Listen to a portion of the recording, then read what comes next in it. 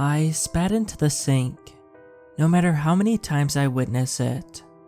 Seeing that little globule travel out of my mouth and shoot straight into the basin with no arc of descent. Man, I'll never get over it. It's the nature of space. Things simply go forward with no resistance to slow their velocity. They'll keep going. I shook my head in amusement, washed my mouth out, and made my way out into the central cabin. Evgeny was there on his Kindle, and Allison was playing Switch on the couch. It was nearly the weekend, a Friday. We don't get a lot of time off up here in the International Space Station. But when we do, we nerd out. Has Maya finished the EVA up on the port solar arrays yet? I asked Allison, who shook her head. Not that I've heard, Ro, she said. Hasn't checked in. But you know how long cleaning a solar cell takes. Not this long, I said. For some reason, I felt concerned. NASA's official word is that there's no fraternization in space. I can tell you firsthand that's just PR. Maya and I had fraternized all over the space station, in all kinds of positions. And as is so often the case, I had grown rather attached to her. It was the ISS's not-so-secret secret. Now, Maya is a very capable cosmonaut. She does things quickly, efficiently, and well. She is also very communicative. That's one of the things I like about her. So the fact that she was not reporting back regularly struck me as a little off. I floated to the console. Maya, I radioed out. Do you read me? Copy that, Ron. I read you. That lovely Russian voice came back. Progress report on the battery cleaning. It's a little more technical than I anticipated, but not so complex. Zell will need a full replacement, not just a clean. Fortunately, I brought a spare. As you know, I need to be prepared. That was a wink. She had brought an entire roll of Trojans onto the spaceship just in case. God knows how she snuck it past Roscosmos. My Russian paramour continued. Obviously, the toolkit is with me. I wanted to make sure everything was shipshape before I checked in.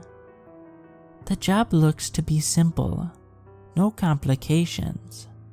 Copy, Maya. Thanks for the update. I put down the console phone. I don't know why I felt so on edge with her not checking in, but I did. In fact, I still did.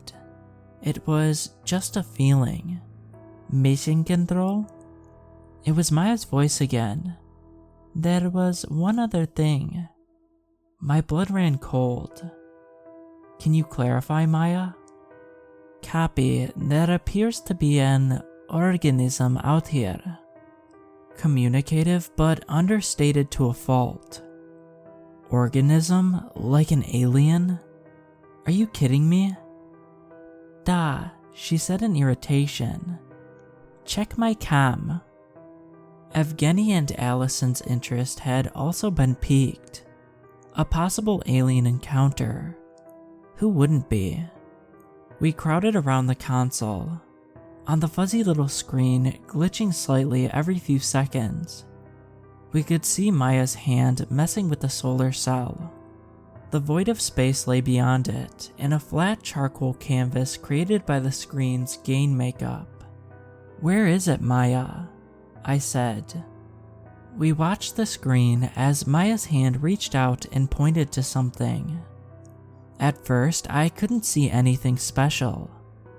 But as I squinted, I began to make out a little orange cluster. From here, it looked like a tiny hole burnt in a piece of paper. You know what I mean. You see them all the time when you put a bit of paper into a campfire. black in the middle but with the edges illuminated as the paper burns. "Maya, is there a fire up there?" I asked incredulously. "No, Medak, I am in space. There can be no fire. But it does seem to be growing." As we watched, the little flame thing seemed to flutter. It reminded me of a sea butterfly or one of those strange squids that move by rippling curtain-like appendages. Then slowly it increased in size. Expanded. It kind of, I don't know, glooped out from the sides. It was only by a centimeter, but still. "Maya," I said, "don't touch it. It could be dangerous." "Don't worry, Rowan," she laughed. "I'm not going to touch the completely foreign and living in space alien life form. It is very pretty though, see?" She zoomed in the camera on the little thing. It almost appeared to be dancing, hypnotic in the way fire is. "Captain," Evgeny said excitedly. He's the only one that formally calls me Captain, because he's a pencil neck. "May I suggest putting the solar cell Eva on hold?" He was almost ecstatic with glee. "Maybe we should have Maya take pictures of it." But the little organism was changing again. Through the grainy filter of the monitor, that little ripple happened again. It puffed out a couple of centimeters this time. "I don't like this," Allison said in a low voice. "Nuh-uh, not one bit of it." "Maya," I said, ignoring her and returning to the phone. "It's too risky for you to touch it, but we can't just leave it out there. Do you have any way to contain it? Could you use the tool container as a jar?" The tool container was made of strong compound plastic fiber, hollow and see-through. "Copy," she said, "if you don't mind me losing a few spanners." "We have redundancies," I scoffed. "Okay," she said, "dumping the tools now." In the monitor, a plethora of tools floated away, spinning unrestrained. It was almost hypnotic the way they moved. A stray hammer floated past the organism. A particle, like a tentacle or something, whipped out and grabbed one of the spanners. It pulled the tool in, and the mass seemed to explode onto it, like a gumball bursting. Suddenly, the spanner appeared to be engulfed in flame. That red ribbon spread out all across it, consuming its surface area. In a second or two, the flame faded and all that was left was black.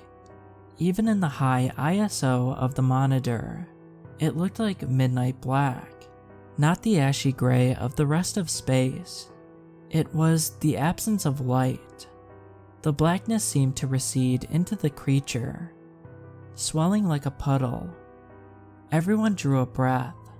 "Maya," I said slowly, not trying to panic her, "you need to get yourself back inside." But the cam was fixed on the organism. The thing began to spread out at the bottom, as if gluing onto the ship. A light flashed on the console. "Looks like it's compromising the whole integrity," Allison said. "It's literally eating the module row." "Good God," I whispered. Then the radio. "Maya, get back here now, okay?" An edge of anxiety had slipped into my voice, and I cursed myself. NASA trains us that when an emergency situation occurs, the most important thing is for the leader to remain calm. If he spooks, everyone spooks. Evgeny swore in Russian. He looked as if he was counting something.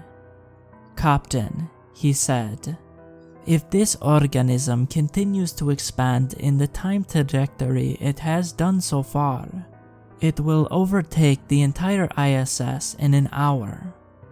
Now, I clutched at straws. That's assuming exponential growth, Ev. We don't know enough about this thing to make that call. I don't think we can afford to wait, Allison said. I say we detach the module. Detach an array, Evgeny said, startled and confused. That's billions of dollars worth of equipment. Moscow and Houston would have our heads. Do you know how much it takes just to build these things? Let alone get it up here. Well, what do you suggest, Egghead? Allison said. You said it yourself, it could compromise the entire ISS if we don't act fast. Captain, what do you think? I chewed my lip for a minute. We need to get Maya off of it before we make any rash decisions. I had taken my finger off of the button so she couldn't hear any of this. The cam had been keeping curiously still this whole time. Maya, I said. What are you still doing there? You need to get back to the command module. It's just... she said, and even through the staticky radio transmission, her voice had taken on a dreamy quality. So beautiful. Look at the way it moves. Maya, you have to get back here now. That's an order. Do you copy? It's so beautiful. It reminds me of the fire my grandmother used to keep in her fireplace. So beautiful. I want to touch it.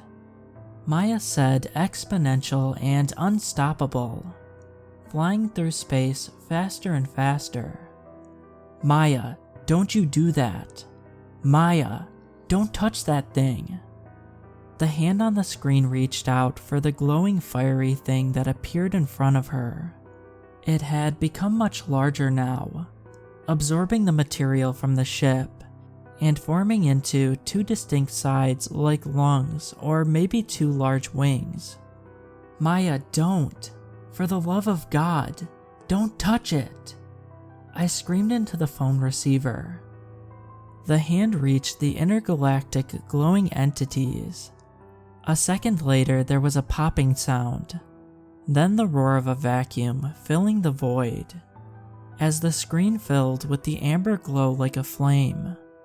Maya's scream was piercing and ugly, but that didn't last long before it was swallowed by the roar of the void. In another second, the camera had glitched and gone black. We all stood there too shocked to say anything. Eventually, I spoke, chokingly. Evgeny, message the other crews and tell them what we're going to do. Allison, begin sequence for detachment of the port solar array.